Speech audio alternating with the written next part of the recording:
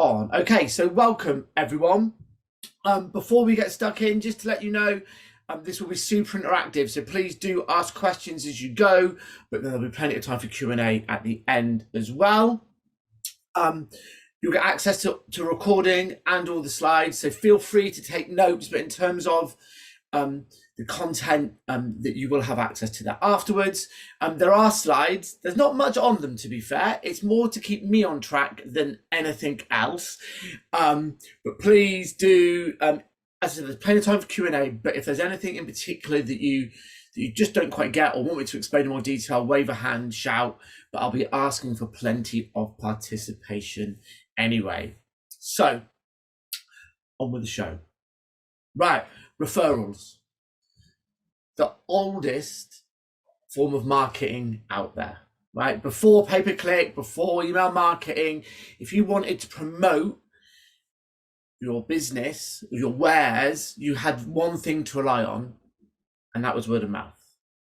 And not much has changed. We inherently know this. For all the other marketing that we do, typically, we still know that word of mouth and introductions is really what drives our business growth. And in this ever digitized world, that personal touch, which a referral relies on, is king. And we all know this. Inherently, I think we know this. There's a connection piece that we strive for as human beings. But there's also the stats to back it up. So there we go. 84% B2B decision makers said the buying process starts with a referral. And it's not just that. Once those leads come in, they typically are worth more as well. And what this stat doesn't take into account is a customer that comes into you via an introduction is also far more likely to then make introductions themselves as well. So it becomes this exponential level of growth. And it just really goes onto that saying of it's not what you know, not just what you know, it's who you know.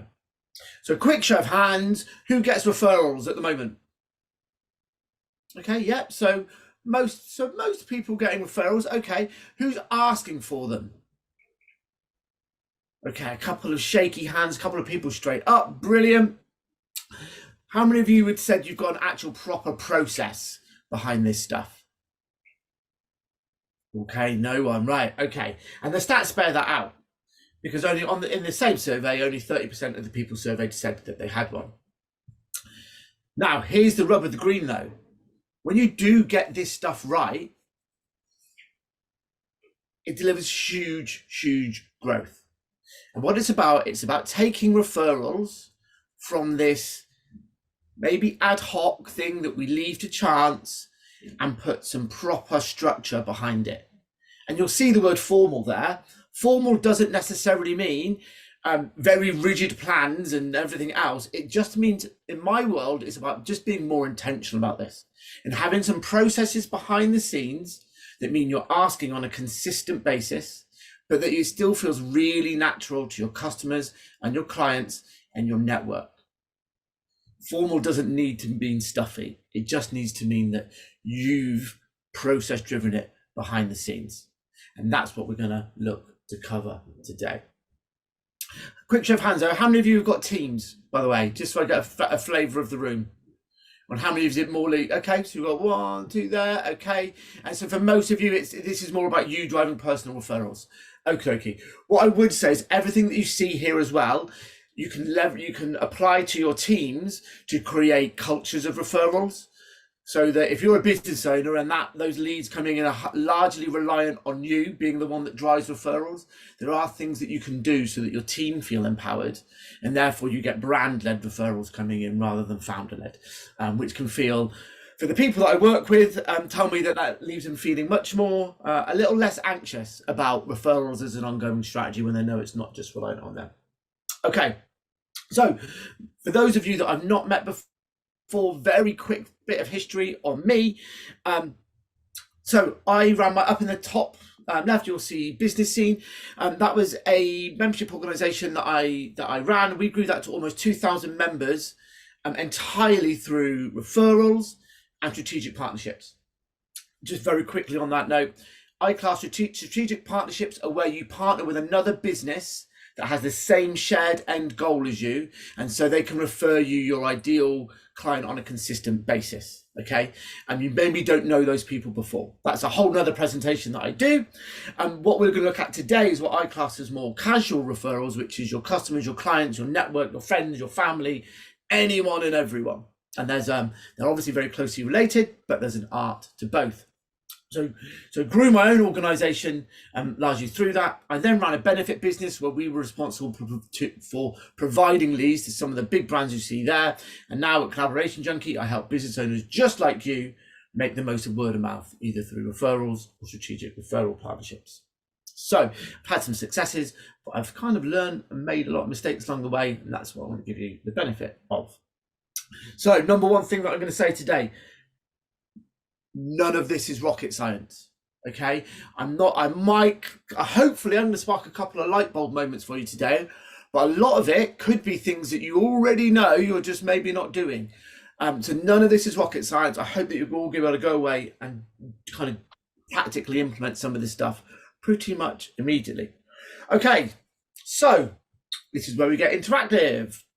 Those of you that kind of, when I said, are you asking for referrals, didn't put your hand up or started getting a little bit shaky, why not? Mic's off if that's cool, and just give us a shout. You don't have to go on camera if you don't want to, but yeah.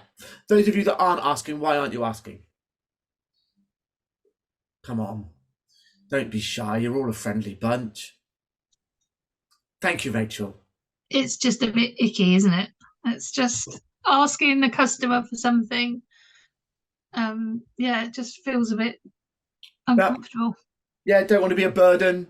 Yeah, it's a bit cheeky asking. Okay, yeah, I get that a lot. Anyone others happy to contribute? I think part of it for me is oh, sorry, Jim. I was just saying part of it for me is just not knowing when to do it in the process. That you kind of feel like you get a customer and you get them something that's finished, and then you ask for a referral, but actually by that point they've moved on to something else. So that's probably why I've not done it. Okay, perfect, thanks. And Jim? Laziness. Okay, yeah, right. Thank you for your honesty, everyone. So the variations of those themes are what I hear all the time, and I class them into two categories. One being process, and the other, yeah, Rachel used the word, it's the ick. It just feels a bit icky, like maybe we've got a bag of favors that we don't want to use up from our client, and are we banking a burden on them? I hear this all the time, and all around the world as well. You might think that it's a British thing, but it's not. We're maybe slightly worse at it, but I've done this talk plenty of times to US audiences, and yeah, they get it too. So it's a kind of a universal thing. But what I want to do is ask you a question now, and that's when you make an introduction to someone, whether that's in your personal life, you recommend a restaurant and the people absolutely loved it, or in your business life where you make an introduction and you hear back that it went really well and both people thank you, how does that make you feel? Good? Yeah, well, I'm getting a thumbs up, right? So why would it not be the same when someone makes an introduction to you? Why would they not get that same nice feeling? And so as much as it feels icky to us, it doesn't feel icky when people ask us. We do it and we love it and we enjoy doing it. People love to give referrals. And so it's practically your duty to ask for them, because if you're not, then you're denying your network that warm, fuzzy glow they'll get when they make the perfect introduction to you.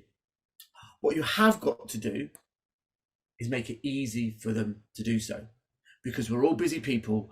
And so if we want people to do things for us that are outside of our remit, then we need to make it easy for them. Now, I'm going to cover this off nice and early in the talk because it kind of fits in with the whole people just love to give referrals. The greyest area in referrals is how do you reward or recognize referrals. Now, with partners, which is where it's a much more commercial relationship, then normally there is a financial piece there. With referrals, people, particularly your close network and your customers, the main reason why they will make introductions to you is because they want to, because they know, like, and trust you, and they want to support you. And people typically don't want to join your referral program, but they are more than happy to make introductions. There's a brilliant book called Drive by Dan Pink, and it talks about extrinsic and intrinsic motivation. Most people in fact are intrinsically motivated. They do stuff because they want to do it. And if you over push an incentive up front as the reason why someone would refer you, then actually you can make them feel icky, actually put back away, like, well, I'd have referred you anyway, why are you saying that I need this piece? It can make it feel like a sales activity, and people can actually push back. Now, that's not to say that you can't do rewards, but it should absolutely be positioned as a thank you for doing something rather than the reason someone would do something. And it's about just judging your own audience. If your network is full of salespeople, then they're probably going to be slightly more extrinsically motivated and being a bit more upfront about the fact that this reward is going to work. If that's not your crowd and everyone loves you and it's a bit more community driven, then over pushing this incentive, it isn't necessarily going to work. But you should reward people, and the personal touch goes a long way.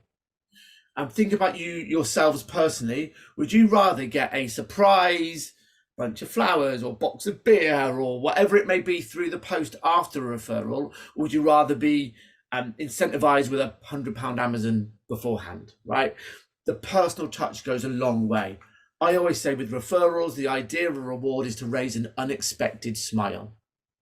You want the person to drop you an email or pick up the phone and go, oh, Tracy, thank you so much. There was no need for you to do that, but I really appreciate it. And when you get that, that gets the result that you want. Now, for those people that are extrinsically motivated and maybe are interested in some kind of reward piece, like commission, you can always have the conversation with them afterwards. As I said, if they're in a sales-driven or commission-driven role, that's normally a good indication that they'd be interested in this type of thing. And you can always have a conversation with them afterwards and say, "Oh, if you're interested, then we do this. Then we do have this thing that we do," and they'll let you know if they do. But just be very careful when I talk about formalizing referrals. It's much more about your process rather than here's my referral program with an Amazon voucher for every successful referral. Doesn't typically do it. Big brands do it typically, and I would suggest because they've lost touch with the personal touch with their customers and their clients. Okay, any questions on kind of reward commissions on referrals, that type of thing before I move on? No, we're all good. Okay, cool. So let's crack on with making it easy. So the first thing about making it easy is it make it really easy for someone to picture who they can refer you to. So let me tell you a little story.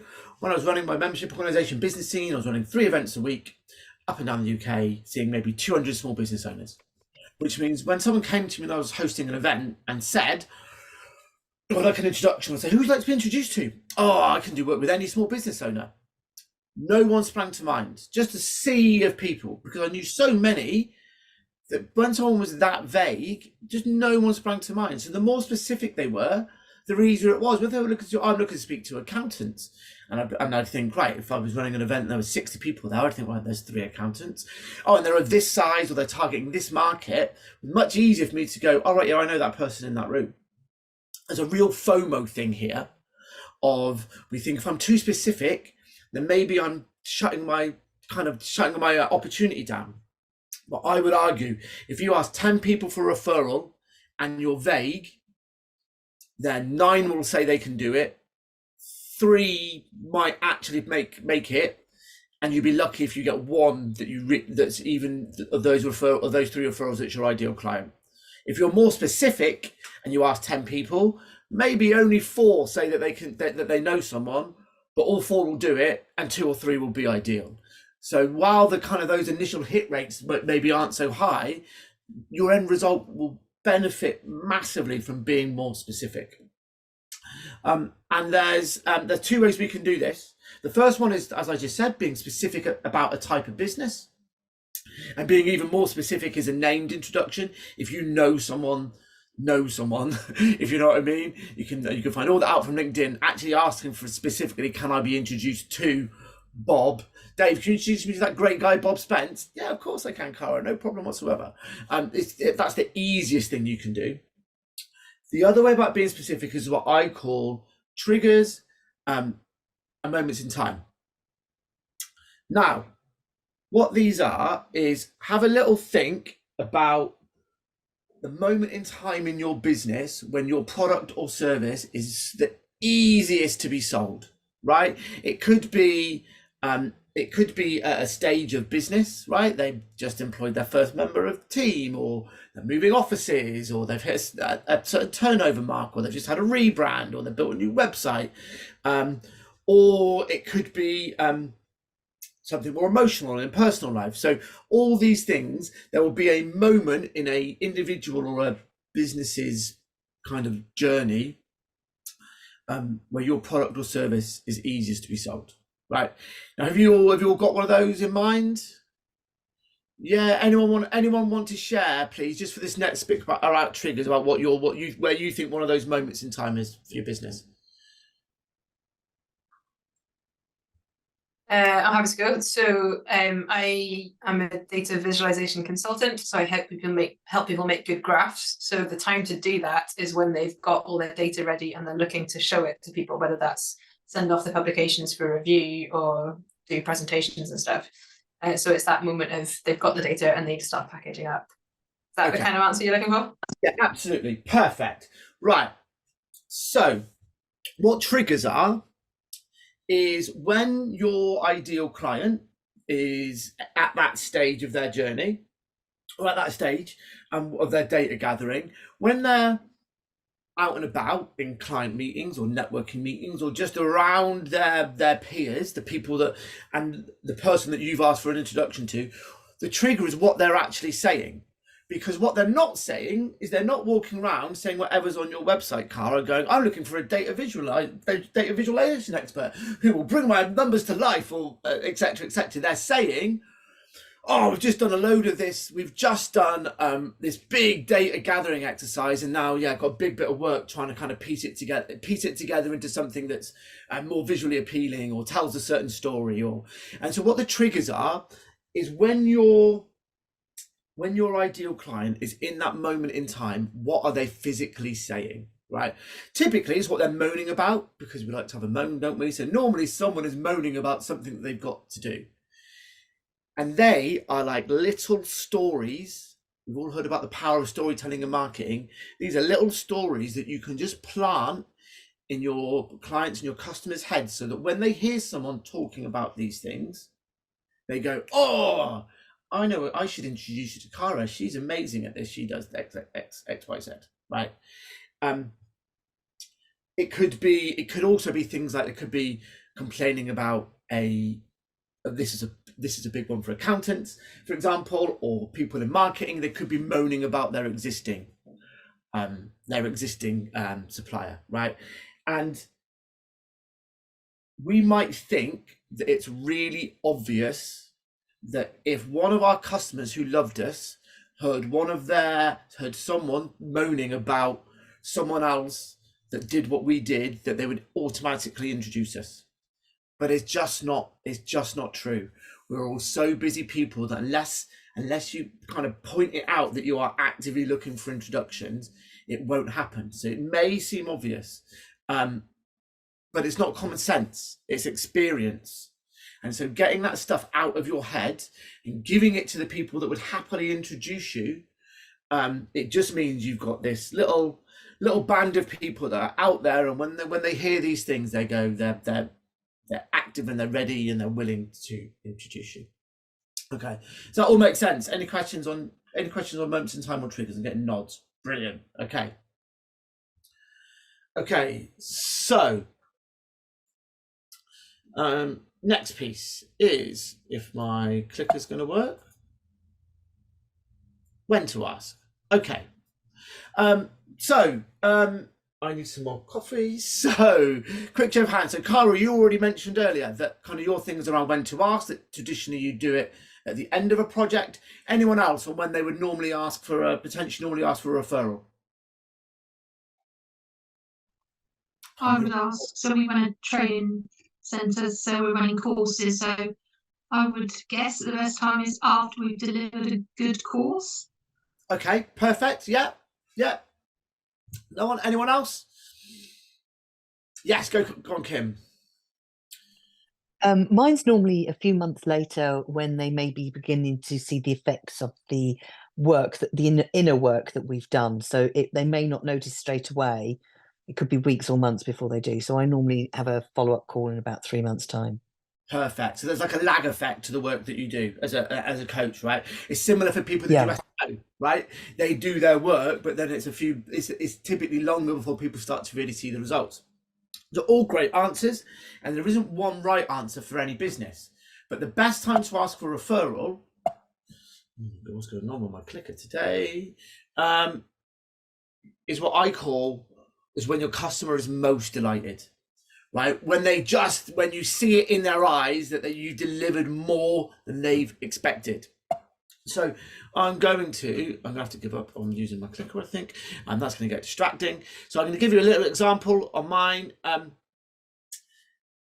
When I got my branding done, I remember I was sat indoors, and I got their first draft back of it all, and it was so much more than I ever expected. I got like goosebumps. I was so excited. It was amazing.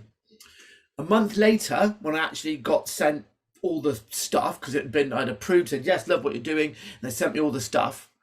All they'd done then, I say all they'd done, but all they did was deliver against my already heightened expectations.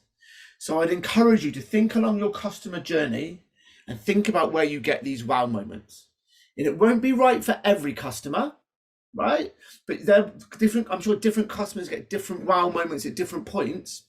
But quite often, there will be points much, much earlier in the journey when people will be really ready to refer you. And you might think, oh, but I haven't given them enough value yet. Well, that's not up for you to decide, peeps, right? Like if you've delivered value early doors, like, so it can be just the fact that they found you, right, can be enough. They're having their onboarding meeting, or it might even be before they're a client, and they're talking about, oh my God, I've been looking for this service for so long. Where have you been all my life? At that point, they are ready to recommend to kind of put you in touch with other people who are struggling with the same thing that they are struggling with. It could be that your onboarding is so super slick that you get these gushing compliments, right? Maybe it's your discovery work where people get a really real breakthrough. Maybe it is at the end of a project, right? Or training course, Rachel, where they get it. And maybe it is a lag effect. But what I would encourage you to do is go through your customer journey and just mark down, like, where are their wow moments? Where do I get that feedback? Where do we get those brilliant responses from people? And it doesn't mean that you ask every single time, because that would get a bit repetitive and be salesy and probably would actually feel icky. But it's just about you being aware that, oh, it might be the right time to ask for an introduction. Yeah. And judging it case by case. You might go, oh, you know what? Yeah, that I didn't get quite as much of a positive feedback as I do from others. And wait, because there's going to be another opportunity further down the journey where I think maybe it'll work. But just being aware that people will refer you much earlier on than you might think will certainly massively up your referral requests, and therefore the referrals you receive. The other really good time to ask, by the way, is when people feel obligated. You should never make someone feel obligated. That's a bad look. It's just not nice. But there are times when your clients will naturally feel obligated to you, and that's another really, really good time to ask, by the way. I'm going to give up on the clicker because it's decided to stop working. Okay, so how to ask. First of all, if you can do it, there's kind of almost a hierarchy here in terms of how you do it. In person is always best. Then over Zoom, then on a phone, and then by email, right? Because if someone physically says to you, yeah, of course, then they are obligated then to make that introduction, right? So if someone physically says the words to you, then great. What I would say is that if you do ask in a one-to-one format like this, back it up with an email. Anything could happen, right? I could ask you for an introduction now. You say yes, but you're then on 4 back-to-back calls. You've then got to go and pick up this kids from school. Something happens on the way back from then, and it's gone, right? And it's absolutely gone. So it's always good to back up a verbal request with an email. Hey, thanks so much, and ask them if there's anything you can do to help. The one flip of that is where you have asked for a named introduction. Right. So if you have said to someone specifically, can you introduce me to this person? You're being so specific that you can do that on an email because it's not vague. But if they don't respond, that's when I would then pick up the phone to back that one up. Always ask for an introduction. There are no bad referrals, but it's still not great when someone says, well, there are bad referrals if they're referring the wrong people, I suppose. But when someone says, oh, I've mentioned you to so-and-so, they're going to get in touch. How many times has someone said that to you? And how many times has that person actually got in touch? It just doesn't happen as much. So when you're asking for referrals, make sure you're asking for an actual introduction. And then from there, there are a few, in terms of the actual words you use, I think there's 5 different tones, and you mix and match these up. Value-based is all about why it's important why it's of value to the person being referred, because I can do this for them, for example. Opportunity-based is where there is a reward in place, it's focusing on that. And sometimes there are valid reasons to run incentives, and that can be the focus of that, right? Because we've got this campaign running, there's this incentive. Thankful, need to be thankful or grateful, need to be careful with this one so that you come across genuine, but this is that we're really grateful that our business is growing through referrals.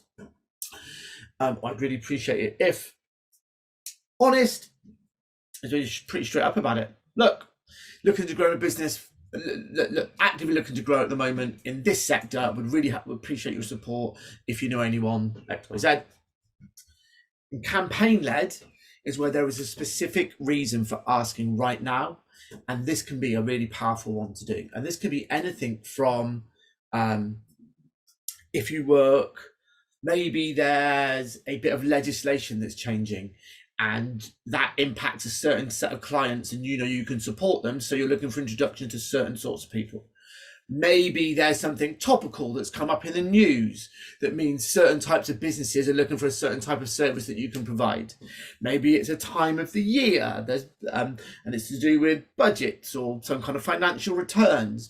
Where there is a specific reason, it just adds an element of urgency to it. And often, particularly when you're doing these things on digitally, it just makes that message come across a little bit easier.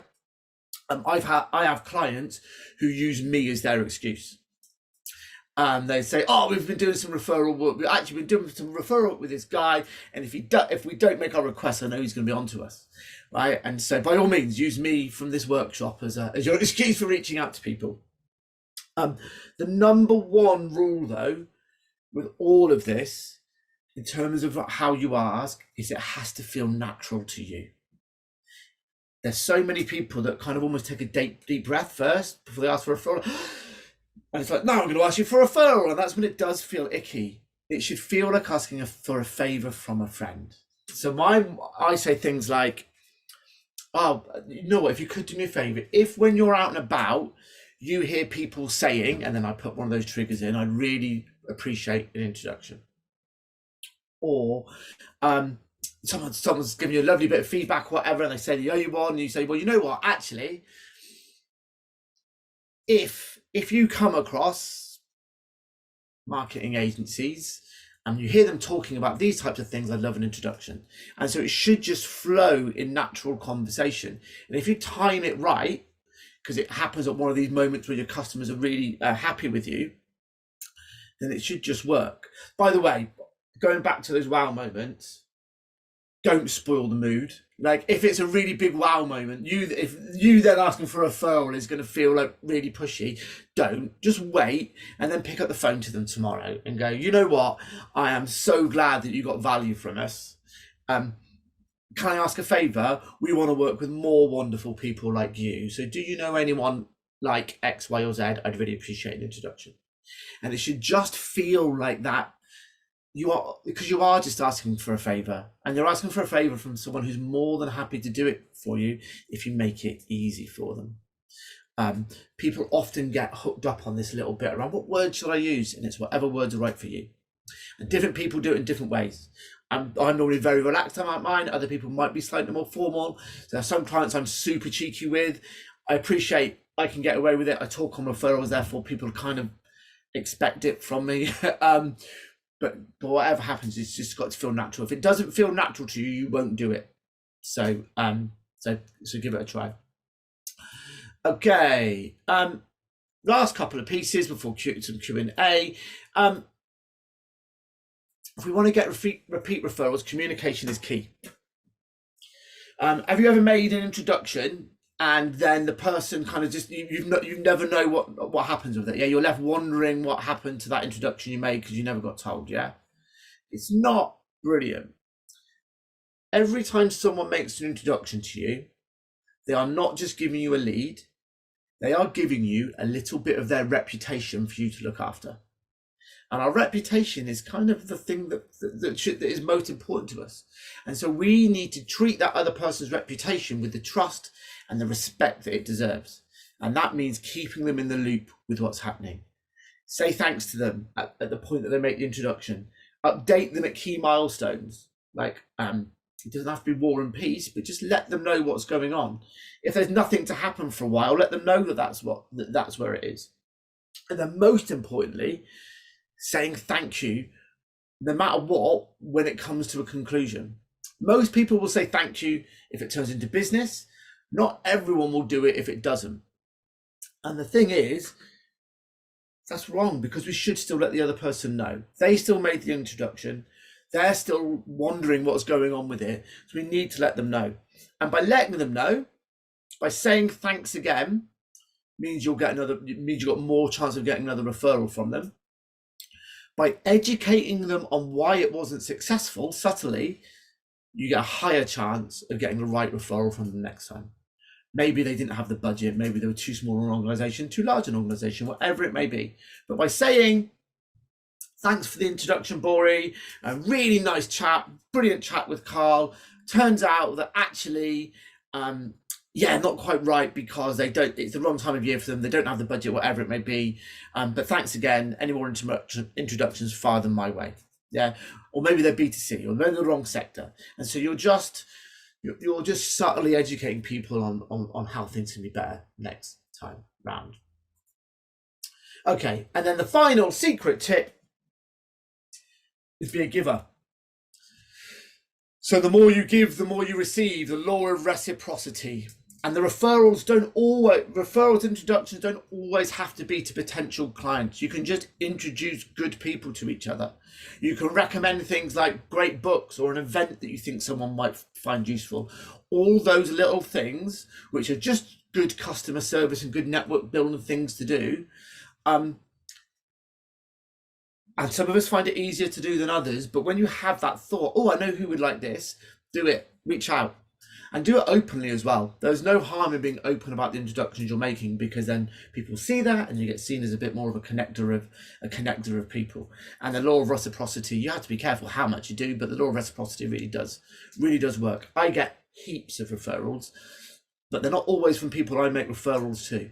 It's just I openly connect people and kind of that, and I'm known as that. And there's people that introduce me more than I introduce them. But then there are other people that I introduce way more, and by just being open and giving, you create these ripples that really do work.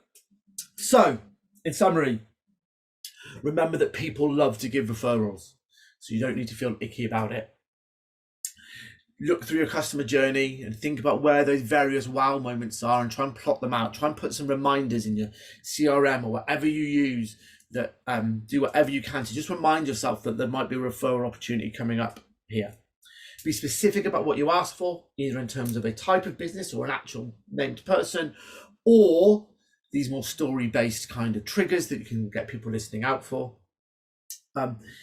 Keep people in the loop, keep it natural when you ask them, and when you get referrals, make sure that you're keeping people in the loop and you're keeping them informed about what's going on. Do all those things, and I promise you, you'll or just do one of them well, and I promise you'll have a decent impact on your business. Right, very quickly, last few bits before we move on to Q&A. I do this stuff day in, day out. So if this is something where you would like some additional support, either for you individually, or I also do sessions with people's teams as well to get them all kind of bought into doing this stuff, then that's what I do. Day in, day out, interactive sessions followed by a bunch of framework documents. So please get in touch with me if you're interested in that. I mentioned about partnerships. I also have I run a group program on strategic referral partnerships, which is a monthly program. So this is all about how you identify the right people to work with, and then all the systems and processes to make them a success. Cohort 2's just kicked off, so the next one isn't until January. But if you'd like to know more about that, let me know as well. And then if you want access to the slides, the recording, to book a call with me, to connect on LinkedIn, all that wonderful stuff, then scan the QR code there and it'll take you through to a page where you can do that. I think Megan's going to probably put the links in the chat as well, and you'll get a follow-up email as well. But if you really can't wait, you can scan that little QR code there. Okay, awesome. Right, thank you all very much. Any questions, people, on any of this or anything about referrals in general? Cara, I know you had one from before, didn't you? And I can't remember whether I've answered it or not. As I said, my lack of sleep. No, you have.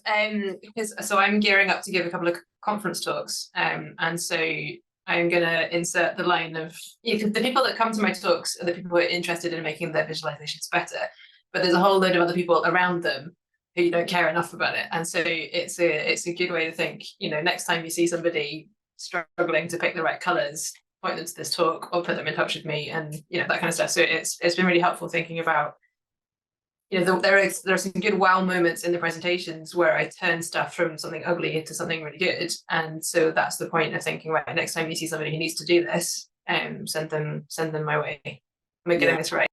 Yeah, and I think that's it. It's about that. That's the for people that don't necessarily know they need your service, but they're struggling with the problem, it's getting people to look out for those.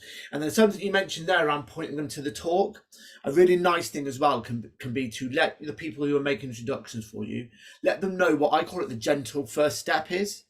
So even though they might be your clients, they know that, and so they should know that you're not going to hard sell someone. It's one of those things you still need to point it out to them, that because otherwise they'll forget it. They'll forget to point it out to the person they refer, so that they do say, "Oh, you should either go and look at this talk, or you should speak to Cara. She's super friendly, really clever on this stuff. I'm sure she'll have a chat with you in the first instance." And it's just letting your introducers know what happens when a referral is made, that they're not being put into some kind of sales, just churned into a sales funnel, right? And I just repeat it. We'd like to think that our audience would inherently know this, but them knowing it and them expressing it are two different things if we don't point it out to them. So cool. Anyone else? Any more for any more? No? Okie dokie then. Right. Well, in that instance, I'm just going to say thank you very much. What I'm also going to do is ask that if working with me isn't right for you, but when you're out and about on your travels, if you hear of people talking about thinking that maybe they think that referrals has got them so far, but they're looking at doing new sales and marketing because they don't want to rely on referrals, typically a founder who's a bit twitchy, that is reliant on them and they're a bit anxious, then I would love a conversation with them, just to chat in the first instance. So if you could connect us on LinkedIn or by email, that would be awesome. And also, if you're aware of any communities who are looking for a decent speaker, if you think I'm decent, then again, an introduction would be really, really appreciated. And that's how easy it is to ask for referrals. So thank you everyone. Thank you very much, ladies and gentlemen. Have a wonderful rest of your day, and there'll be an inbox with the recording and slides and everything else in the meantime. And if anyone wants to book a one-to-one or anything like that, then just get in touch. Thank you, everyone. Bye.